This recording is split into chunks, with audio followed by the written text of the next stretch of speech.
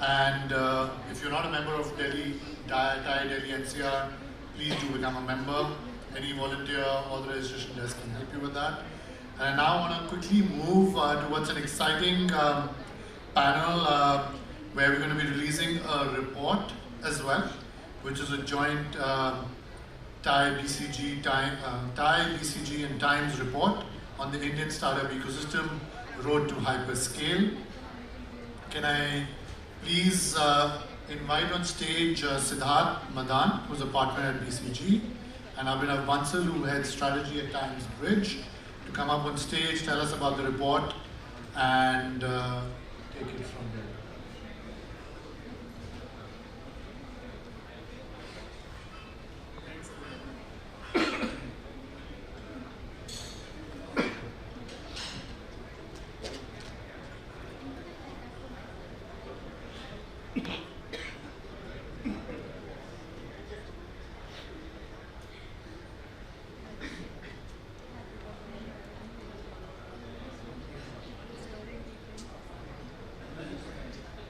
Good afternoon, everyone. It's my pleasure to introduce and share a few findings from this report with you, the road to hyperscaling in India. Look, last few years, we have seen an exceptional growth in the Indian startup ecosystem. We are right now third largest globally, just behind US and China. We all talk about 100+ unicorns, but the impact has been much deeper, much wider. We've had 40,000+ active startups in the country. We have raised 130 billion+ capital since 2014. The pace at which new ideas are taking shape, the more unicorns are coming up in the market has actually also accelerated materially. Before 2010, it used to be on average journey of 12 years, which has now come down to 6 years. Yeah. We have seen some unicorns becoming unicorns in 6 months to 1 year as well.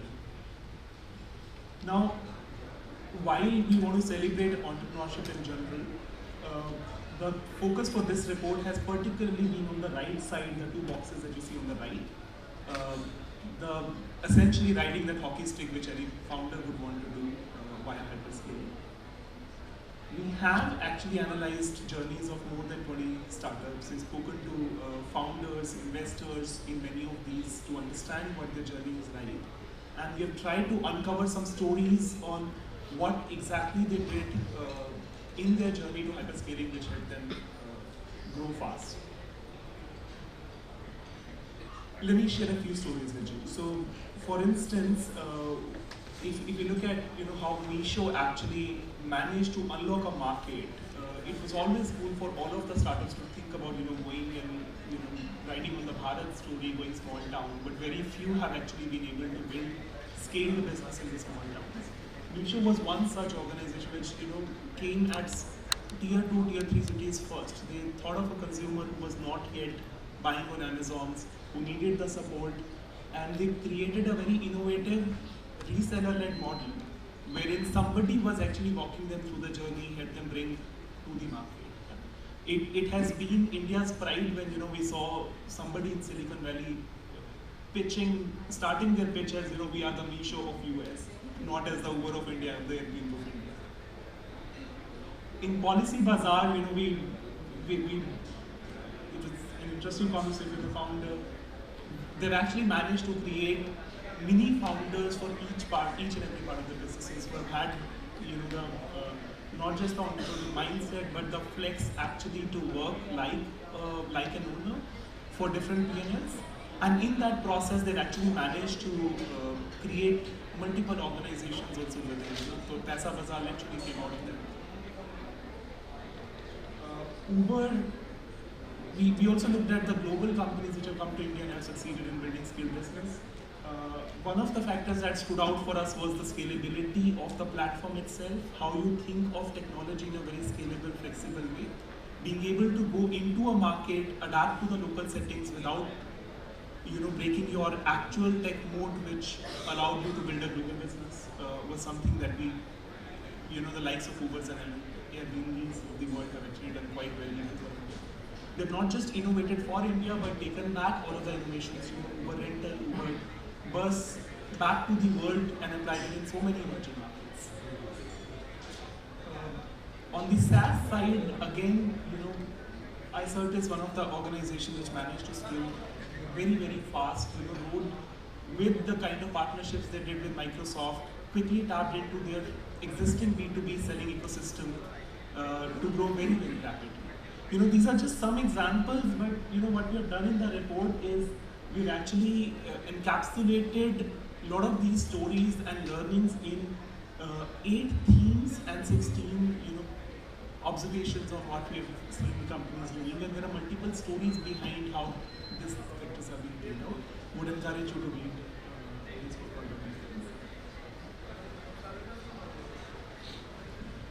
Thanks, Siddharth, for walking us through the vibrant Indian startup ecosystem and some of the piercing insights that we got from industry leaders along the way when we were creating the report. Now, before going to way forward, actually it's very important and interesting to understand the current paradox which is in front of us. So if you look at the left chart, we clearly see that how funding trends have changed over the past few quarters, with them being on the lower side, of course, ever since, let's say, H2 of 2022. But on the other side, if you see on the, if you take a look at the right chart, we see that India-focused funds are sitting on record high unallocated capital. So it's a great dry powder waiting to be deployed in the right opportunities. So this just tells us that the comeback will be very quick, and it's of course not an if question but a when question. So this is a key sort of optimistic insight that we got while doing this. Finally, just to conclude, we consolidated a few themes which probably are comprehensive and make sense in terms of how startup founders should manage the current timing. So of course, the first theme is that how can they extend the runway? So be frugal about things, and of course, while doing this, you have to focus that you're cutting the fat and not the muscle, which is cutting sort of discretionary expense, but at the same time doubling down on what really matters for you. The second theme is how do you still sustain and accelerate growth? So that can be done, of course, through customer obsession, retention of your core flatline cohorts, as well as raise capital, but then be strategic about it. If you want to raise venture debt or venture equity, how much you want to dilute, and of course, if you, let's say, have to raise a down round in the current scenario, one should consider it and not lose market share just for sticking to a valuation. And the final theme is a very sharp execution focus, wherein 3 key themes emerge. So you have to retain your key talent, so do not let go of them. Second would be a very, very keen eye on all your KPIs. So track them daily, track them weekly, but yes, know your core KPIs and ensure that you're performing well on them. And third is, of course, core versus non-core. So double down on your core business and think again about your non-core business, and a similar approach about the costs. So now just capping it off with an overall observation that we have for the near future. So once we come out to better times in terms of funding specifically, it is going to be, of course, only upwards, because we still strongly believe in India's fundamental story. It's very, very strong, and the startups that have always had their business model right, they will only emerge stronger out of this, stronger, smarter, wiser, and they will further consolidate their lead in the market. Yeah, thank you.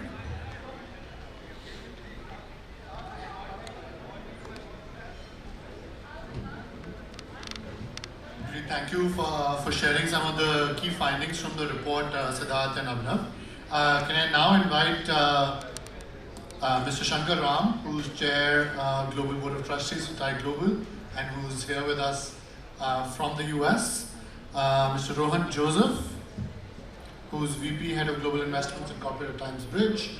Friend Alok Mittal, who's co-founder and CEO of Indifi Tech, and obviously also a long-standing board member at TiE Delhi, and Ms. Nimisha Jain, who's Managing Director and Senior Partner at BCG, to formally launch the report.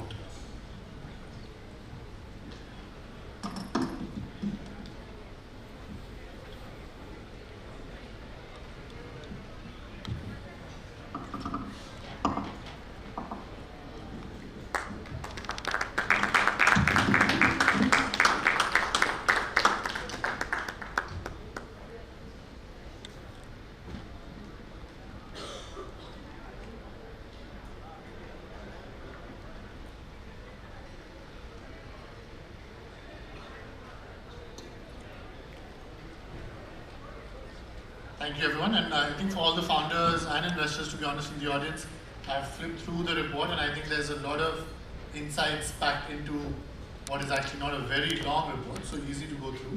So I hope all of you get a chance to go through it. The report is also going to be downloadable using a link and a QR code, which I believe is available across the venue or even by downloading. May I now hand it over to Nimisha to take it from here.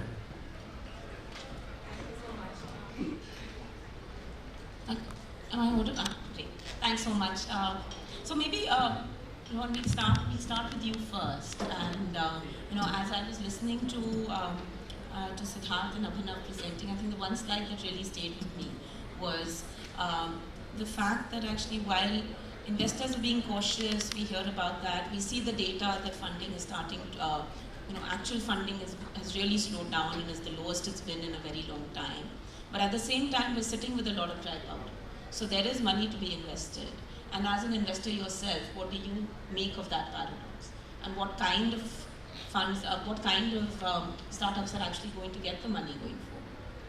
So what I'll say is investors are always looking at opportunities. And especially if you look at it currently, there's about like $20 million plus which is available just in India-focused funds, and there's almost like $500 million which is available like at VC funds globally. So this capital that is there has to be deployed because ultimately VCs are accountable to their own investors and they will be deploying this. Now at the same time, it's investors are going to be strategic and at the same time opportunistic. So it's something which that provides an opportunity obviously for companies that are category leaders to stand out, and I think that's something which we're seeing globally where the category leaders are actually able to stand out, and there's a lot of consolidation happening. So at TiEbCG, the way we look at it is partnering with purposeful global companies that have the potential to be category leaders. So for us, when we look at it, it's like it's always a good time to be, coming to India, launching in India. So traditionally, companies that have been focused towards tech, digital, where it's easy to actually, come into and enter multiple global markets.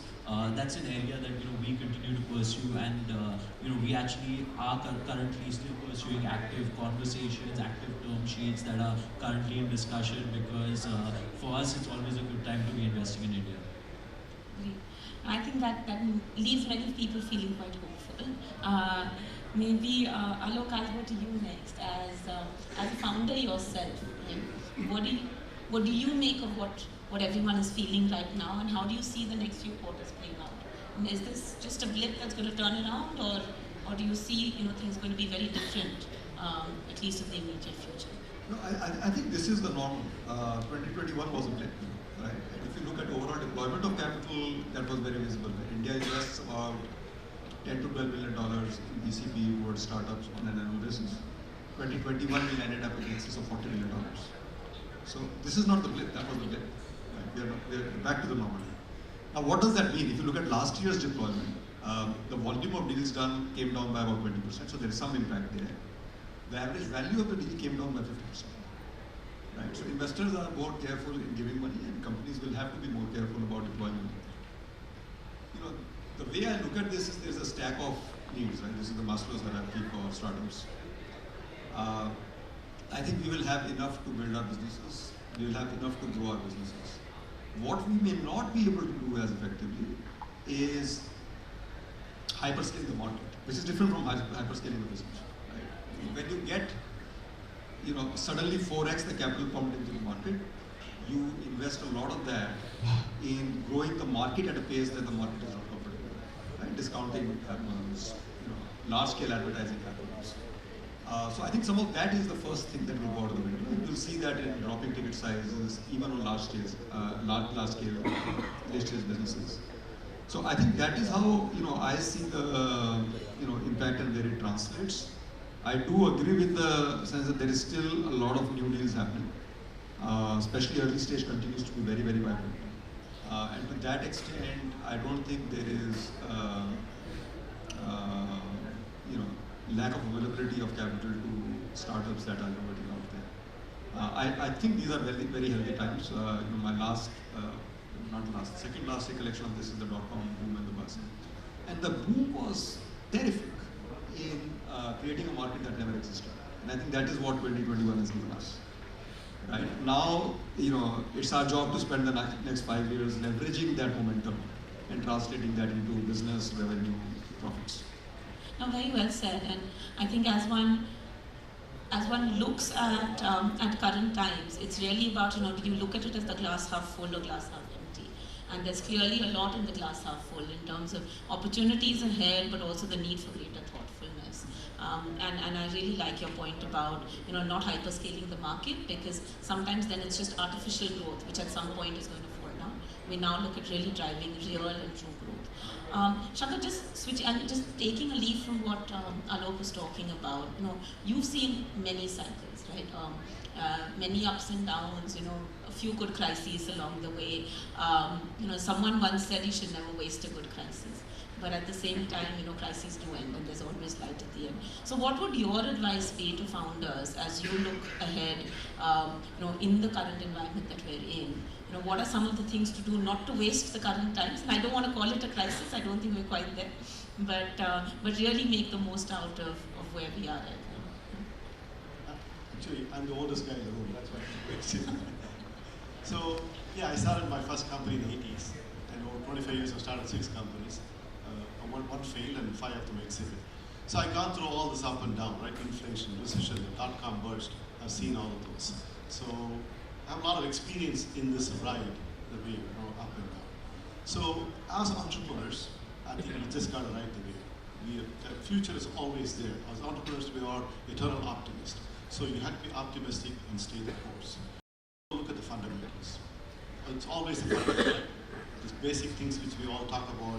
The report is probably talking about the product, the team, the customer, and the finance. So if you focus on those 4, the product, does it fit the market? At this time is to evaluate your product. Is it a fit? Is there something that is maybe a destructive product coming in? Or is it time to pivot? So look at your product and see where you are. Your customers, are your customers satisfied? Can you increase your customer traction, customer potential? What more can you do for the customer? Because they're also going through the same crisis. They may have cash crunch or they don't want to spend money, but how do you retain your customer? Your team. The culture is very important. You need to retain your good, solid team. Yeah, you can cut the fat as you did and hold on to the muscle, but at the same time, you need to determine who's the core team. What is a core team? Can you sustain that? And the last but not least, most important, your finance. Do you need to raise money? Or if you have enough money, can you conserve cash? How do you optimize it? Putting it all as one word, execution, right? Execution is the key. So you have to have key metrics on what you're doing, what's going on. And basically, my experience, when the time is bad, either up or down, I spend more money on marketing. I believe in spending on marketing instead of hiring people. More marketing efforts, the visibility. The market should know that you are standing up, you are still there. The customers should know that you are stable, you're going to survive this ups and downs, you're going to survive. So I always tell my people, my investment companies, focus on marketing. Be visible, go out there, and definitely customers will come to you, and you'll drive the way, you'll get across that. And again, last but not least, another thing, if you don't need to raise money at this time, don't raise money. If you have cash, conserve, optimize, and execute properly. I think very, very sound words. Focus on your customer, focus on your team, really make sure you execute well. It reminds me of a story. A few years ago, I had done research on the Great Depression. Don't ask me why, but this is something that in my early years as a consultant, somebody asked me to do. And one story that stayed with me was we were looking at companies that actually came out stronger out of the Great Depression. And one of them was P&G. I work a lot in the consumer space. And P&G is the only company that continued to advertise at that time, while everyone else actually cut advertising. And what happened as an outcome of that is when they came out of the recession and people had more money to spend, this was the only brands that they remembered. The only detergent, the only soap, the only sort of shampoos they remembered were actually the ones from P&G and not anyone else. So absolutely, I think you need to be out there and telling people, and that really goes a long way. Doing it judiciously, of course, not just buying growth. Alok, maybe just coming back to you, Shankar spoke about being an eternal optimist. I am too. I always feel there's a silver lining in all of this. As one looks ahead and thinks about hyperscaling, I think the need to hyperscale continues to exist. It's just the way to hyperscale is different. It's not about buying the market. It's not about hyperscaling the market, but really driving real growth. What would be your advice to founders as they think about hyperscaling over the next 3 to 5 years? Yeah, I think there are 2 or 3 things here, right? So one, completely agree with the notion that entrepreneurs can't take this time period and, let me say, the excuse of the funding winter to stop growing and drive profitability, right? I know there is emphasis on profitability, but it cannot come at the cost of growth, even today. Because what will get rewarded for the company ultimately, I'm not saying by investors, right? But in terms of your viability, sustainability, what you mean in a 5-year horizon is the growth that you can drive. Right? That continues to be the case. And I think there are a few levers available there, where you can do that more cost efficiently than you might have chosen to do in the past. One clearly is partnerships. Right? When there is a lot of capital in the market, every company wants to be full stack and more. Right? The partnership emphasis goes down, the build emphasis goes up. For a good reason, that if you have control on all the elements of the delivery process, then you can optimize customer experience. I think this is the time to drive leverage. Right? So even in the report, you talk about ecosystems and partnerships a lot. And I think that's a great tool available to say, okay, what is our core and how do we make sure we are best at doing this? And some of the other things that are not at the core, at the least we are postponing when we build them, if not completely taking that off the table, right? So I think that's one important lever, available to founders. Second is, I think the investment into network effects must continue. Right? So if the businesses are going to benefit from that network effect, then that investment cannot be taken away. Whether it is data and how data will play out, or even sales network effects, right? Being out there in the market and making sure that you're gaining a larger share of the market, that then drives other customers to feel more confident about your company. So I think those are a couple of things that come to my mind in terms of how to navigate this while cutting down, the level of burn that companies were incurring.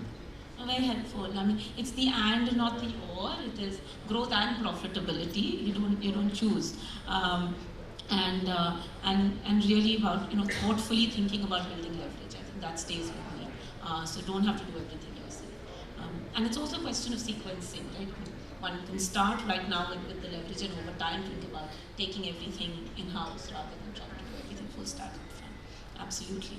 I think we're starting to draw to a close, but this is one question for all 3 of you. Let me make it 2 questions for all of you. One word to describe how you're feeling at this juncture as you look ahead to the next 3 to 5 years. And the second is, what is one piece of advice you'd want to leave with the group and with the founder ecosystem to do differently as they look ahead? Maybe Shankar, we start with you. As I mentioned to you earlier before the panel, I'm from the US. I do make investments in India. And I think like an entrepreneur, invest like an entrepreneur. And I'm so excited to see the energy in India. I'm excited a lot about India, and I'm looking for companies here. It's fascinating, the energy and the entrepreneurship, the innovations that's happening here. So I think this is #1 place everybody should invest in, and I think that's what I see happening here. So that is something I'm excited about. One piece of advice, I think, end of the day, it's all execution, but as entrepreneurs, I use the word eternal optimism, but be confident in your product, in your customer. Customer loyalty is the key. And when I sold all my companies, I had IPs, but people ask me, what's your asset? I said, people are my assets. When I say people, my employees, customers are people too. If you focus on those 2, your company will be successful. Again, success is defined in many ways, but you'll be successful. Eventually, you'll have a decent exit or a great exit. But focus on your people, which is your employees, the culture is very important, and the customers. And everything else will fall into place. I can design any product, develop anything, but this is the key to your company, your dream. So what I just say is like India is ready, and by that I mean that if you look at India across the digital side, across the consumer side, in whichever factor that you look at it, India is only going to do great and greater. Like it's it's kind of counterintuitive, but it's just one of those things which you will see across the board that whatever the sector may be, whether it's fintech, whether it's SaaS, the market is ready. The market is ready to pay for the most expensive products, to even pay for the low value products, but the market is ready and it's a huge market. So I would just say like India is ready for whatever possibility that exists. Yeah, on the sentiment, I'm buying, I'm not selling. Right? So I think this is a great time to build businesses. On the advice part of it, what Shankar said resonates very strongly with me. I think I would also urge entrepreneurs not to lower their aspirations. Category leadership still counts for a lot. So you should absolutely look at chasing your dreams, building something that is worth building. Of course, doing it more capital efficiently than you might have done in another environment, but all the opportunities and substantially the resources that are required to build those out are still continue to be available. Fantastic. Thank you so much. I can see our time is up, so we timed it to perfection. Just incredibly insightful, and thank you for being with us today. Thanks, everyone. Thank you. Thank you. Thank you so much to our panelists. We have a small token. Actually, I shouldn't say small. It's huge. It's big and it's heavy.